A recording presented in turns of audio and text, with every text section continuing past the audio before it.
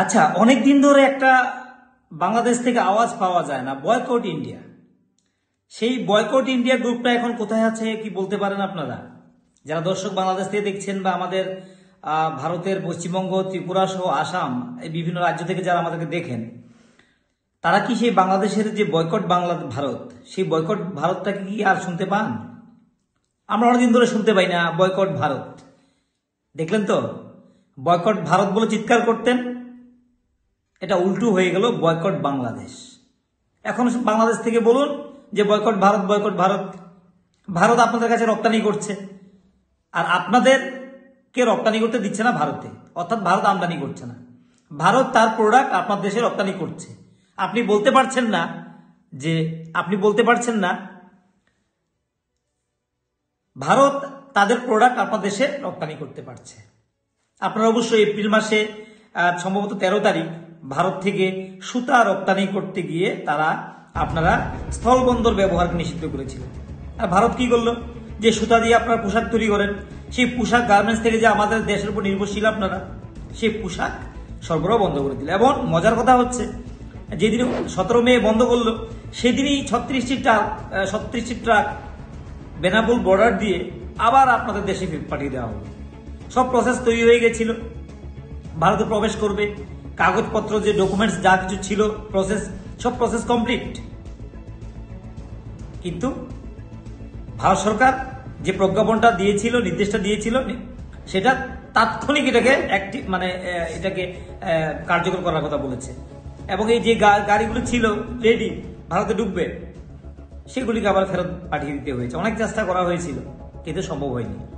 এখন প্রশ্ন হচ্ছে, বাংলাদেশ থেকে যারা বয়কট বলতেন, বয়কট ভারত, বয়কট ভারত, এখন চিৎকার করেন না কেন? এখন পাওয়া যাচ্ছে না কেন? আপনাদের সোশ্যাল মিডিয়াতে তেমন পাওয়া যাচ্ছে না। অনেকদিন তো সোশ্যাল মিডিয়াতে খুব গরম ছিল বয়কট ভারত। এখন তো আপনারা একটা বাংলাদেশে, ঢাকাতে একটা বড় মিছিল করার কথা ছিল, এবং মার্চ টু বর্ডার ভারতের, যে এখানে এসে আপনারা ধন্যবাদ জানাবেন। যে কিভাবে ধন্যবাদটা করবেন? একদম ঢাকা থেকে মার্চ করে এসে, বা কুমিল্লা থেকে এখানে আখাউড়া হয়ে, বা যারা বিবির বাজার দিয়ে শ্রীমন্তপুর বর্ডার হয়ে একটা লং মার্চ করতে পারেন এখানে এসে, যে ভারতকে ধন্যবাদ জানাই আমরা, ঠিক না? কিন্তু কোথায়? এই যে ভারত আপনাদের দেশে সামগ্রী রপ্তানি করছে, আপনারা বন্ধ করছেন না কেন? যেখানে আখাউড়া চেকপোস্টে প্রত্যেকদিন 150 থেকে 200টি ট্রাক আসতো, এখন আসছে 30 থেকে 35টি ট্রাক। এবং পোশাক থেকে শুরু করে ফলজাত প্রক্রিয়াজাত সামগ্রী এবং খাদ্য, প্লাস্টিক, সুতা, সবই তো বন্ধ করে দিল। আসবাবপত্র কাঠের সব বন্ধ করে দিল। একটা ধন্যবাদ মিছিল তো দরকার ছিল আপনাদের, একটা ধন্যবাদ জানানো উচিত ছিল যে বয়কটটা আপনারা চেয়েছিলেন, পেয়ে গেছেন বয়কট।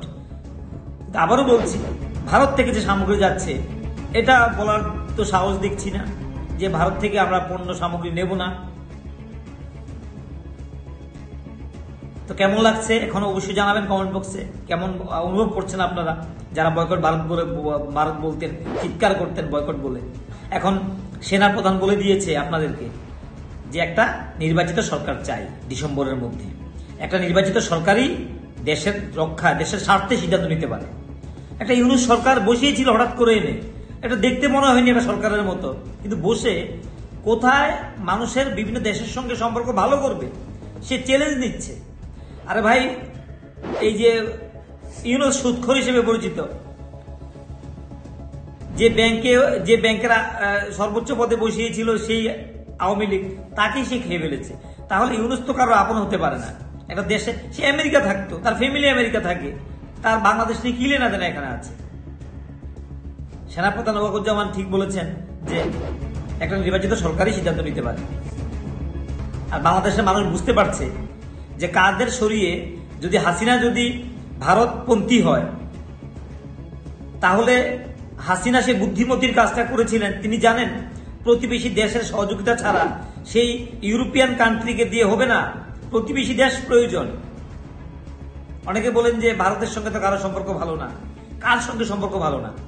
যারা ভালো দেশ, যাদের নীতিগতভাবে যারা ভালো, তাদের সঙ্গে ঠিক ভালো সম্পর্ক রয়েছে। নেপাল, ভুটান, শ্রীলঙ্কা, মায়ানমার, সবার সঙ্গে তো ভালো সম্পর্ক আছে। আর বাংলাদেশ, পাকিস্তান একই তো দেশ। সেই দেশটাকে তো সেই পূর্ব আর পশ্চিম মিলে গেছে একাকার। সে দেশের 30% রাজাকার এখন এক হয়ে গেছে। সে বাংলাদেশ তো বাংলাদেশ নেই, বাংলাদেশটা শেষ হয়ে গেছে। শুধু আমরা বলছি না, আপনারা বলবেন যে ভারত এখন ভারতকে আটকে দিয়েছে, ভারতের স্বার্থ। কিসের ভারতের স্বার্থ? ভারত দেখিয়ে দিয়েছে বাংলাদেশ আমাদের কোনো প্রয়োজন নেই।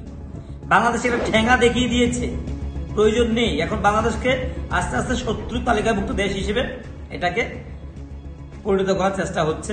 আস্তে আস্তে টের পাবেন, আস্তে আস্তে টের পাবেন। সীমান্তে বল্লামুখা থেকে শুরু করে কৈলাস শহরে বাদ দিয়ে ভারতকে আটকানোর চেষ্টা, সাধারণ কিছু কৃষককে ডিস্টারবেন্স তৈরি করে চেষ্টা।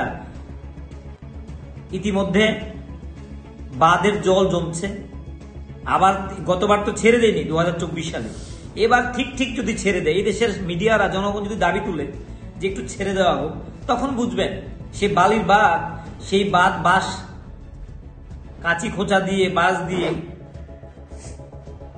এগুলি চলবে না, তুরি মেরে এগুলি চলে যাবে, এগুলি এক বানভাসিতে ভেসে যাবে।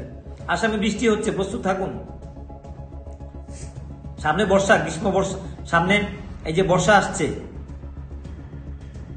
আষাঢ়টা আসতে দিন, আষাঢ় শ্রাবণ 2 মাস বর্ষাকাল আসতে দিন, তারপরে বুঝবেন আরো কত ধানে কত চাল।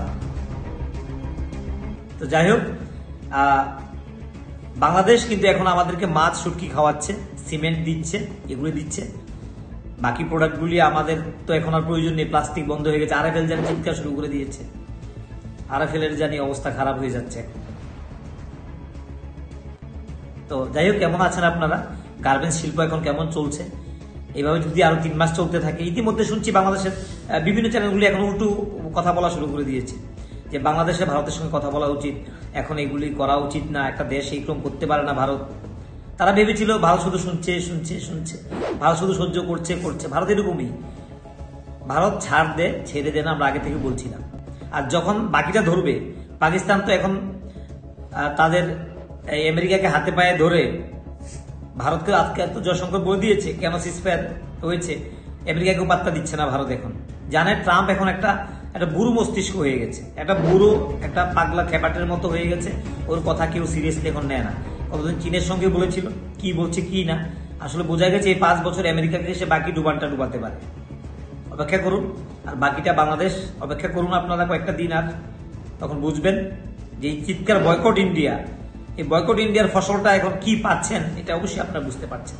তো যাই হোক, তবু আপনাদের ঈশ্বর আল্লাহ আপনাদেরকে ভালো সুবুদ্ধি দিক, আপনাদের সুবুদ্ধি আসুক, আপনাদের মধ্যে ভদ্রতা সভ্যতা আসুক, শিক্ষা দীক্ষা আপনারা উন্নত হন। প্রতিবেশী দেশ হিসেবে আমরা এটাই চাই। আপনার শিক্ষা দীক্ষা উন্নত হলে তখন বুঝতে পারবেন যে মিসাইল কিভাবে তৈরি হয়, মহাকাশ কি, নাসা কি, ইসরো কি, একটা সভ্যতা একটা জাতি কিভাবে তৈরি হয়, একটা রাষ্ট্র কিভাবে এভাবে একটা জায়গায় গিয়ে পৌঁছে, সেটা আপনারা বুঝতে পারবেন না।